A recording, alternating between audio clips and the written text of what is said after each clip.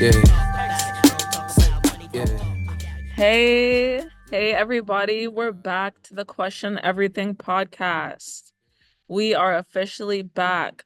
This episode is going to be about the resetting of global civilization, specifically the Tartarian Empire, more than once, and how all of that led to the current society we have today. Yeah. Okay. So, what the thing is, this is definitely going to be a loaded conversation, but we're gonna try to keep it as clear and concise as possible.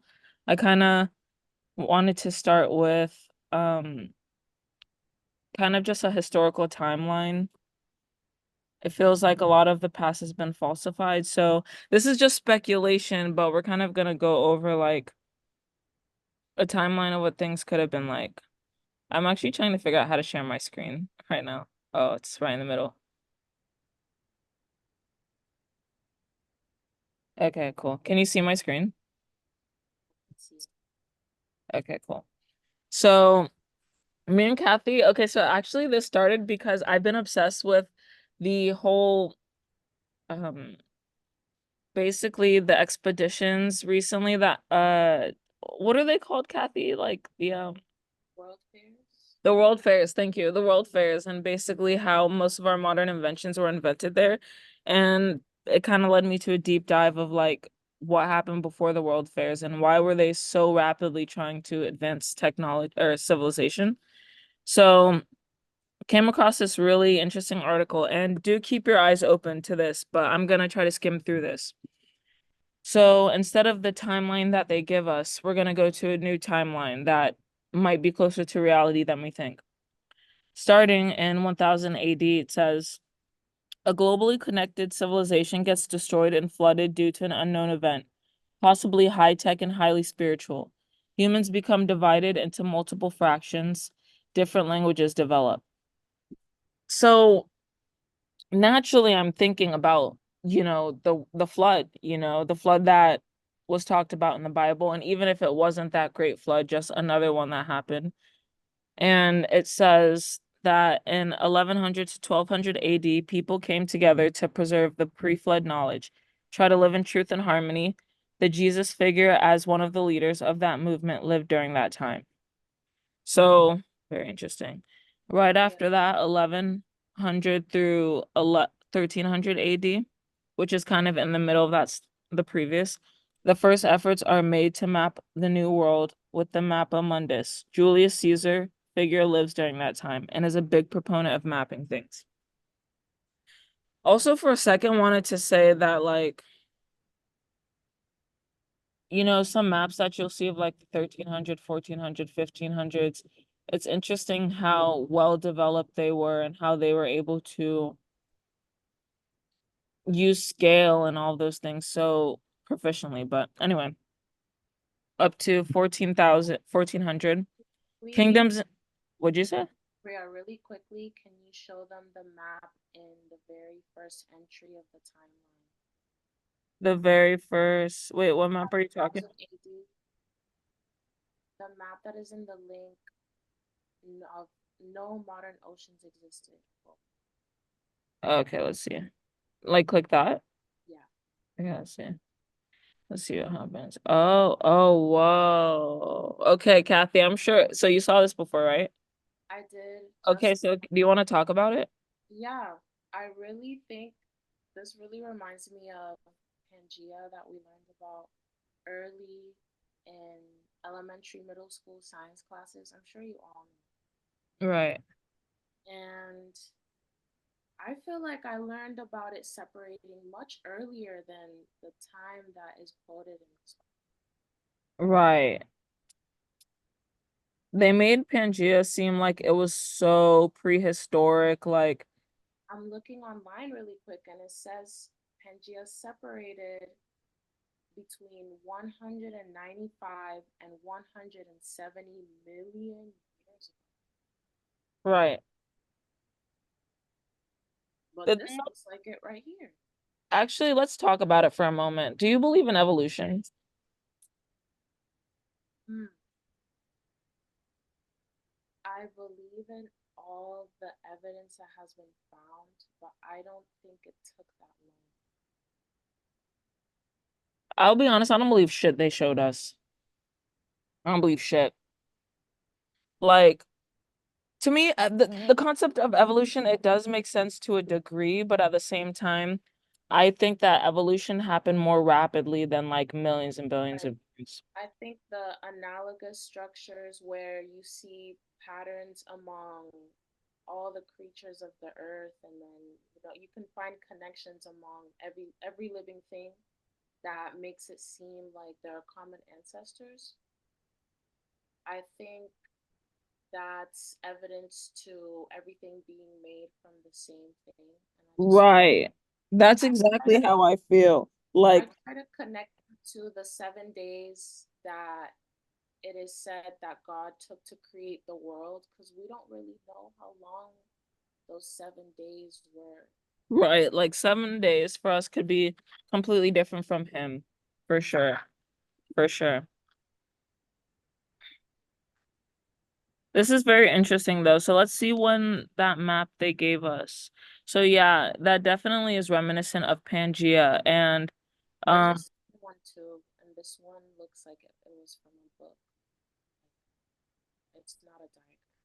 It's three equal parts.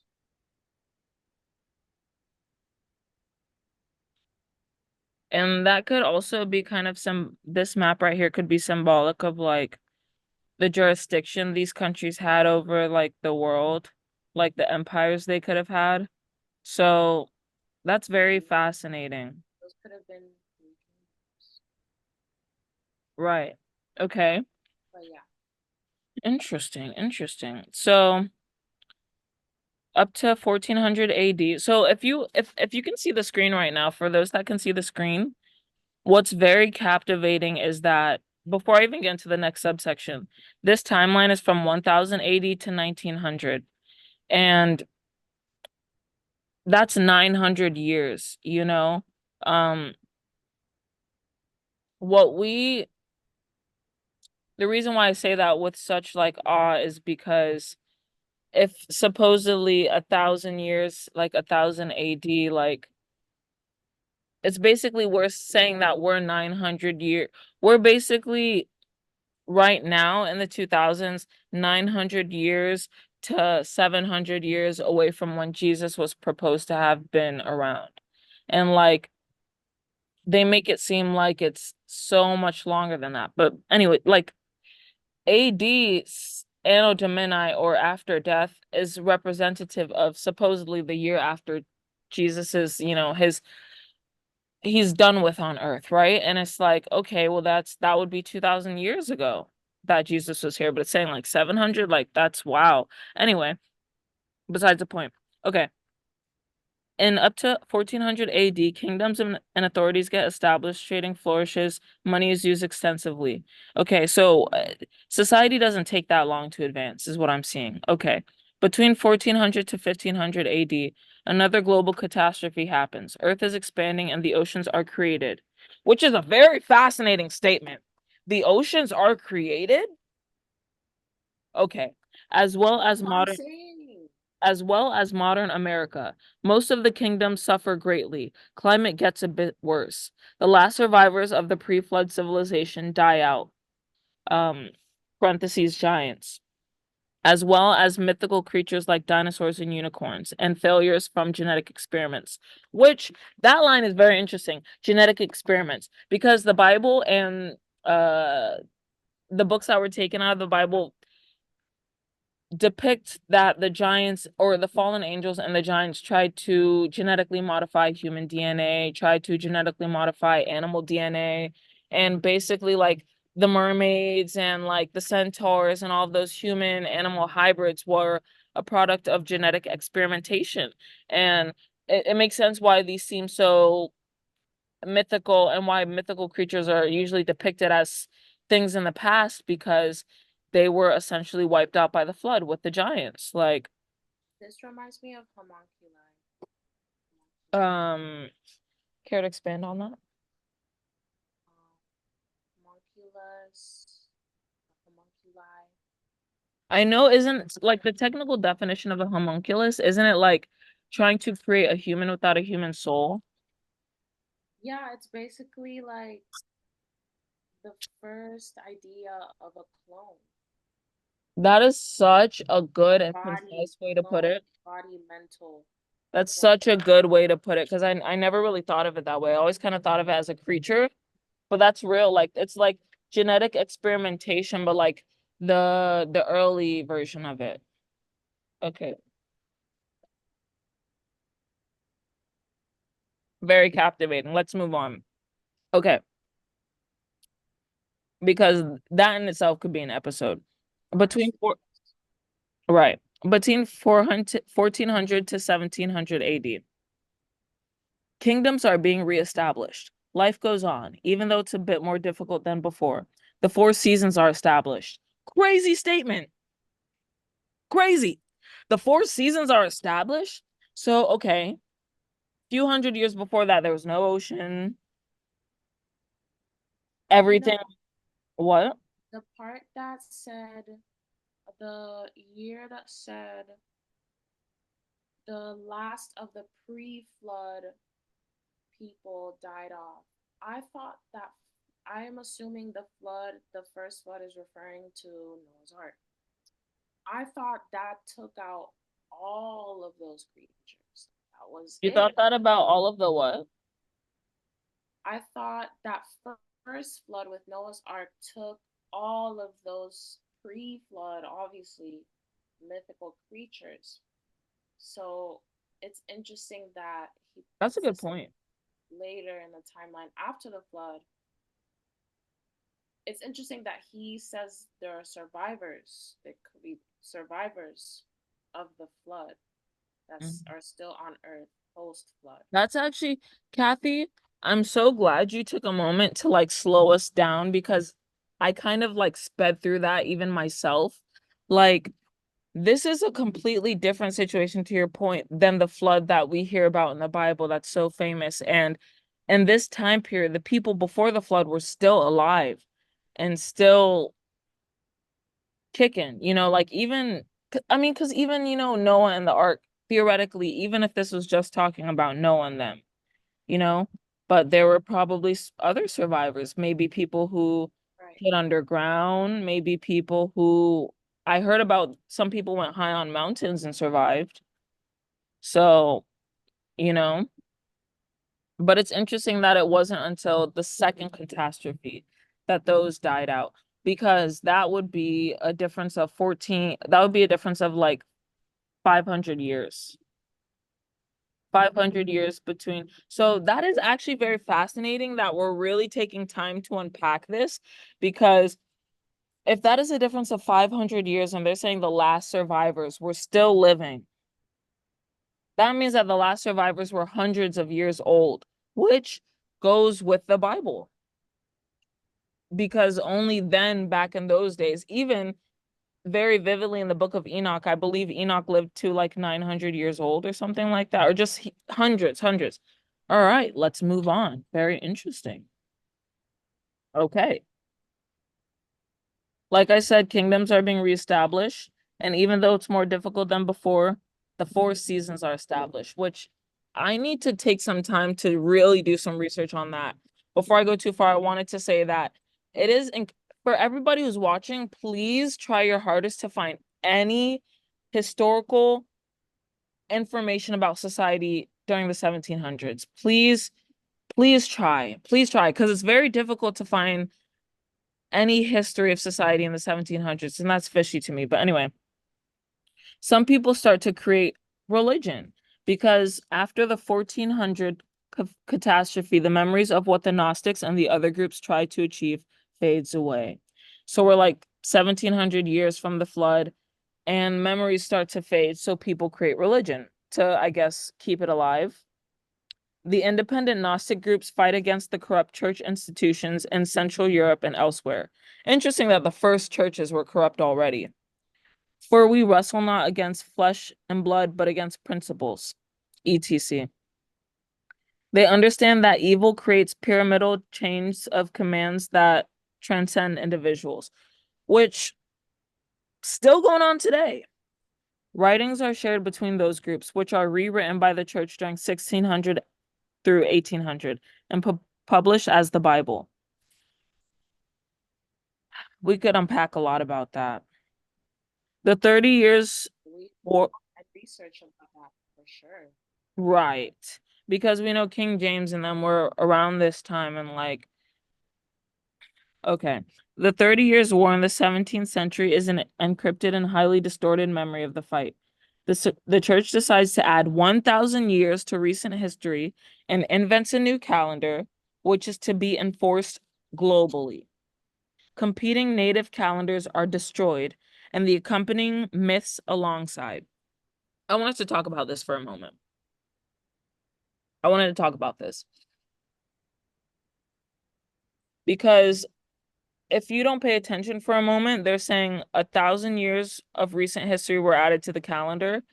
And if you pay attention to this timeline we're looking at right now, it starts at 1000 AD.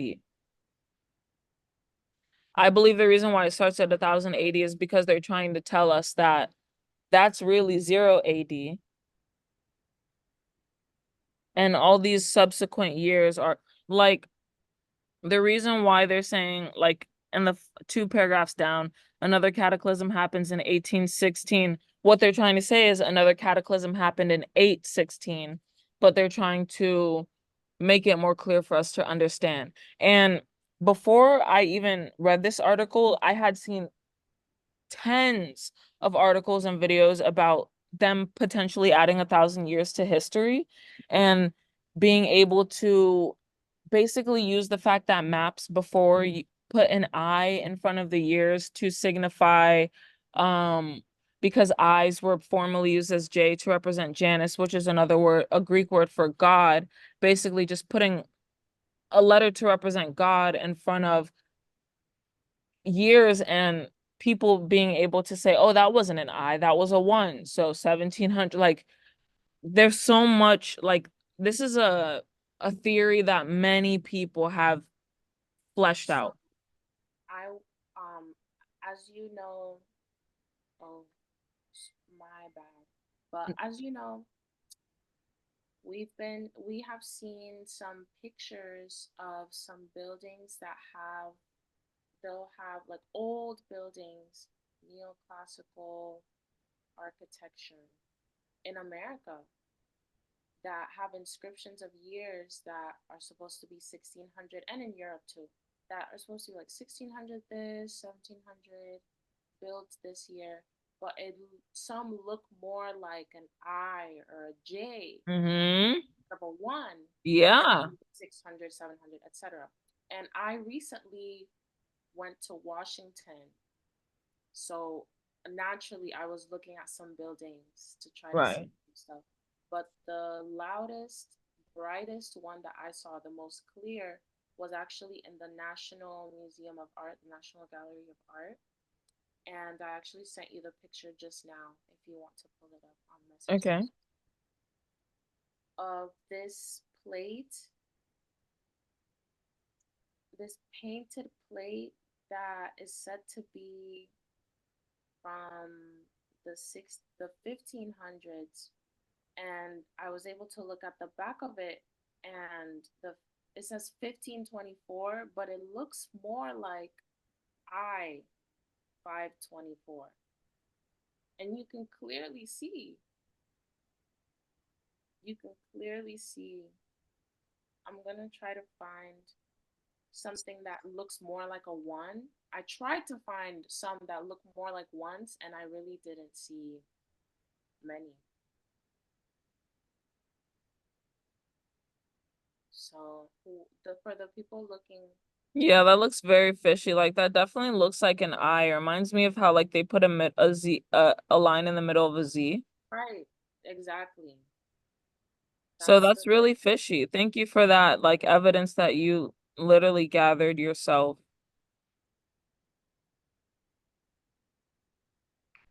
Wow. Wow. Look, evidence all around us. Okay.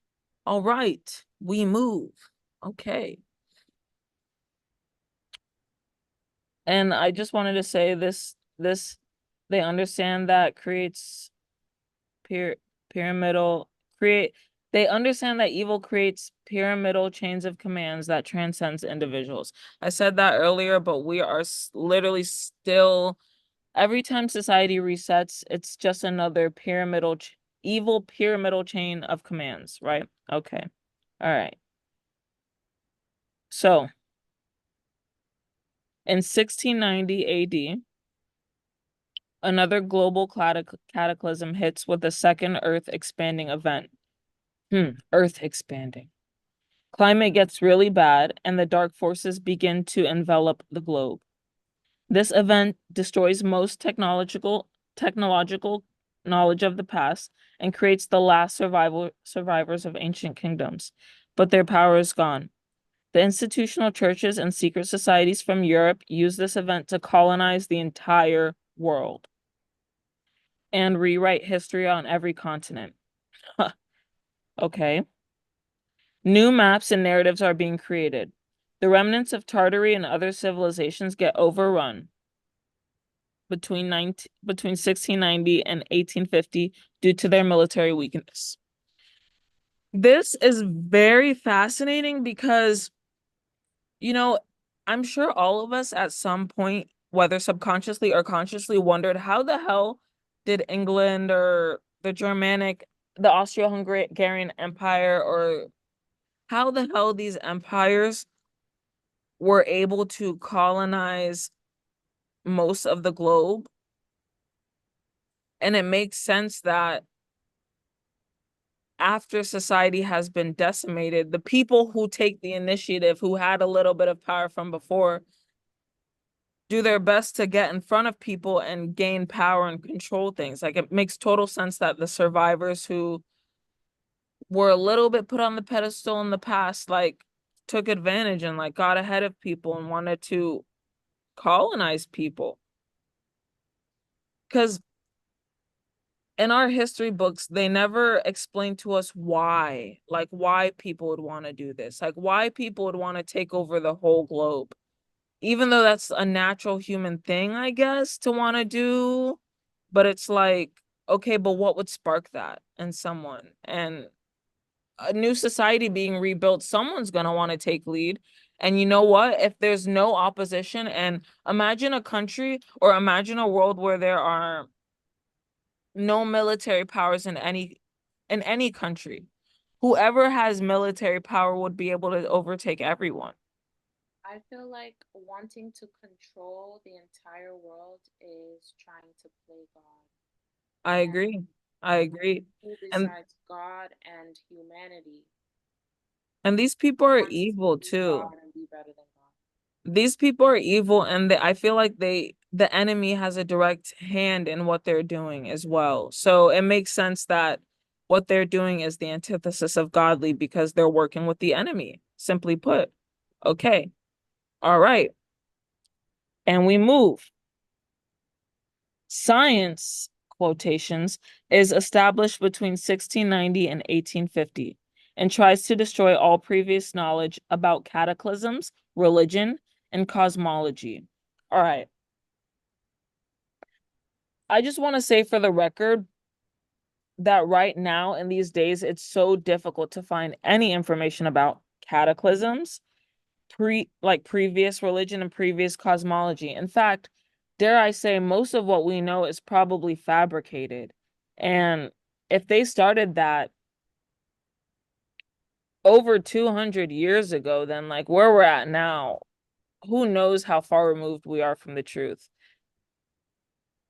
Okay. Another cataclysm happens around 1816 with the year without a summer as a surviving concept. I've heard of that. It doesn't destroy as much structures as the other events before, but it costs many people their lives and gives rise to industrialization. The small group connected to the European churches has secretly kept some of the pre-1816 knowledge and slowly reintroduces some of that knowledge to society. This is known as the industrial age to the uninitiated.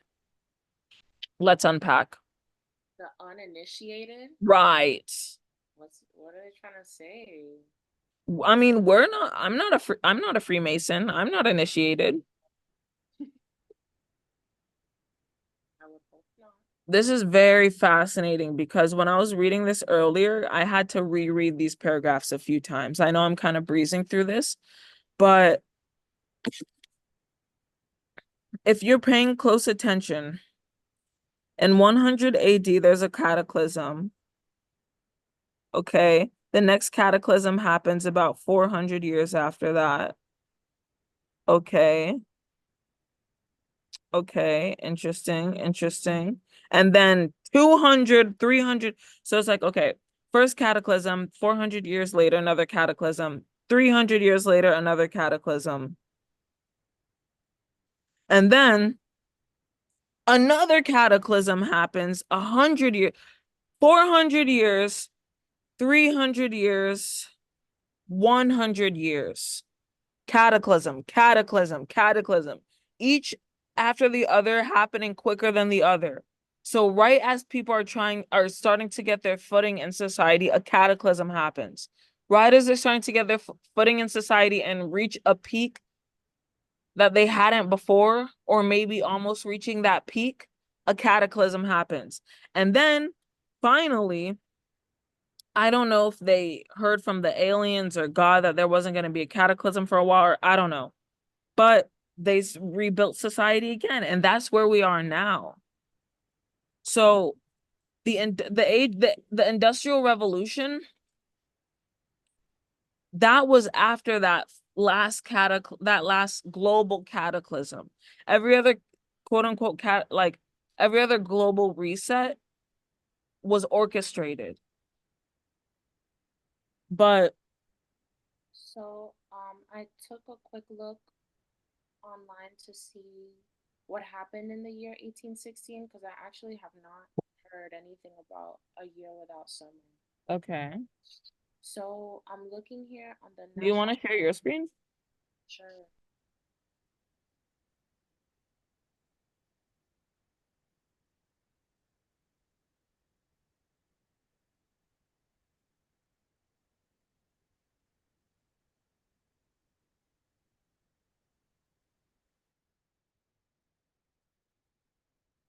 Oh, you have to like enable it. What'd you say? You have to enable it for me. Oh, huh.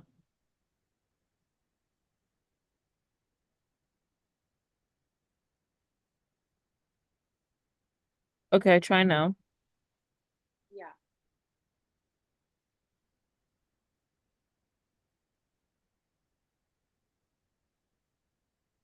Do you see? Okay, it's yeah, I see it now. So, I'm looking here on the National Park Service. And this is NPS, by the way. So, .gov, and it says the eruption of Mount Tambora in Indonesia in 1815 triggered a change in the global climate.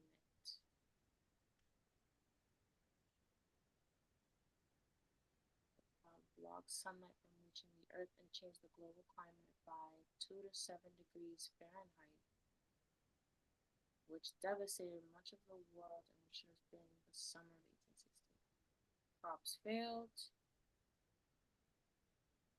lack of sunshine,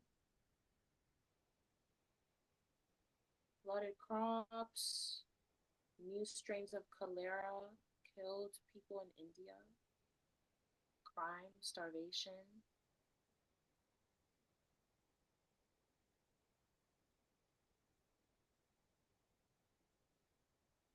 So I thought that was interesting. I wanted to know, what happened to the summer. you wanted to know what? I wanted to know what had happened to the summer and what happened in general that year Mhm. that changed the whole world. So this was the last one. Yeah, and honestly, we can dive into that later more because, you know, we probably gonna have to do a deep dive on that too. Um, Yeah, you know? Yeah. Yeah. It's interesting that it's just so crazy. It's interesting to me that the age of industrialization happens around this time because I remember in my classes when I was in high school and middle school, like learning about the Industrial Revolution and learning about how that was kind of the beginning of what our modern society is.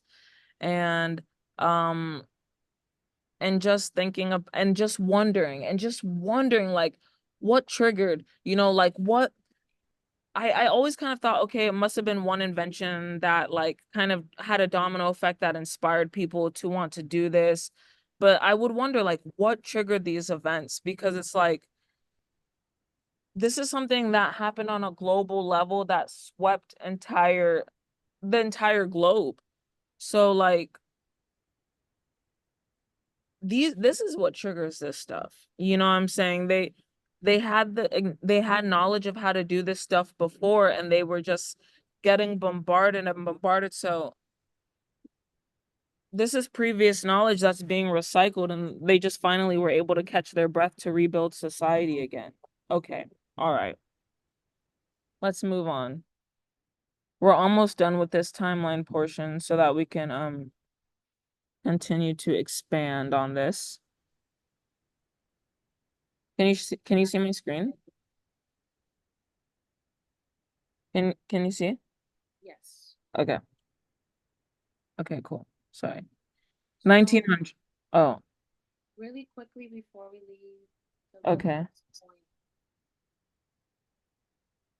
So it was 100 years separation and then 200 and then 300 if we go back from now to the past. Can you speak louder?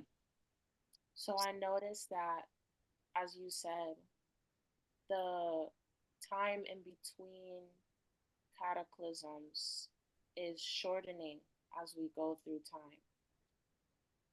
Or it seemed to have been back then. I don't know how long it will be for our next one because um it's more than longer than it was from the last one, so I'm not too worried about that now. I'm just saying like that was quite a rapid increase.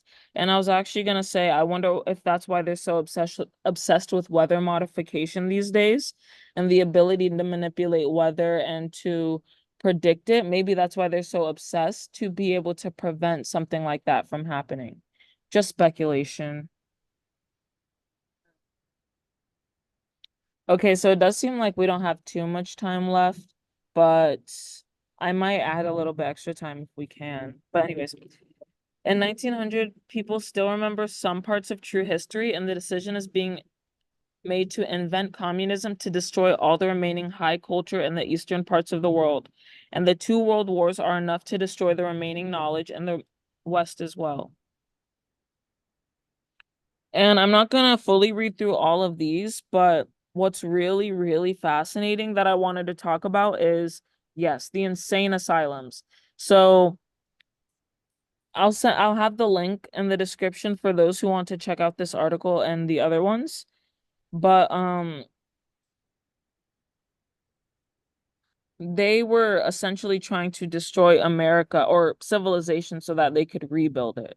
So if you're looking at the covered up World War of 1800, so a lot of things in history, it seems that there might have been one mass event that they divided into different events and split it up in history so we wouldn't know they were all connected. And it seems that there might have been a World War in 1800 that decimated most of the structures in the world, which constituted of the American Civil War, the New Madrid earthquake of 1812, Great Comet of 1811, War of 1812, the Year Without Summer, mud flood buildings, and destroyed and burned down American cities. So like all of that could have been supposedly a part of the War of 1800, which was basically I feel like the war of destruction, basically just destroying society. And I'm not going to be able to read this article to detail right now, but it did mention like if you think about it, theoretically in World War I or even in this 1800 World War, where and the Civil War even. Where would they have gotten money to fund these wars if taxes didn't exist yet? If these countries were not yet levying taxes on people, where would this money come from to build an army and feed these armies and have wars? Like maybe society wasn't as primitive as they led us to believe. And World then War One what'd you say? was World War One was almost started 98 years after the last reset that this author quotes in this article. So it's like, it's interesting because that was like their reset, like all of these global cataclysms were workings of God previously, but what we'll dive into more in the future is just about the fact that these societies work to destroy their own countries so they could rebuild them in a way that people wouldn't remember how great their past was. And we've talked about this many of times separately and on the podcast, Insane Asylum. So basically, it's actually insane how many asylums popped up over the country. I have some pictures. This is one that was in Napa, California. If you can see the how massive this is, over 1,300 patients. Denver, Massachusetts, or Danvers, Massachusetts, actually, home to thousands of patients. New York, thousands of patients. And just look how massive this asylum is in New Jersey. And I was reading up to that some of these asylums were initially built for a few hundred people and they had to keep being rebuilt to house thousands and thousands of people. And it appears that during the War of 1800, there was a mass reset, right? And a lot of people died, even civilians. But the people that remained, if they if they weren't accepting of the new leaders, the new global leaders, or they weren't accepting of the new ideologies, they were thrown into these insane asylums. And there's evidence to suggest that the witch trials that we hear of happened at the same time, which was basically like rounding up people who didn't align with the new ideals of mass society and imprisoning them or killing them or putting them in asylums, mixing them with people who were truly insane to insanify them, basically. And so that only people who were complicit in the new way of living would be allowed to carry on society. And we talk about the orphan trains and how basically, with all these people who were thrown into asylums, their children were orphaned. These people who were killed, their children were orphaned, which were basically mini asylums or mini programming centers and taught children false history without parents to teach them real history and had allowed those children to repopulate cities. And it's been said that the pictures that we see of populated cities that are small in population are post orphan, like post letting the orphans out. And those pictures that we see of cities that are grand without anybody in them are when they were rounding these people up. Very fascinating. When you go look up the reasons for admission at an 1800s mental asylum, it includes a lot of stuff that would not be deemed as that, like laziness, bad habits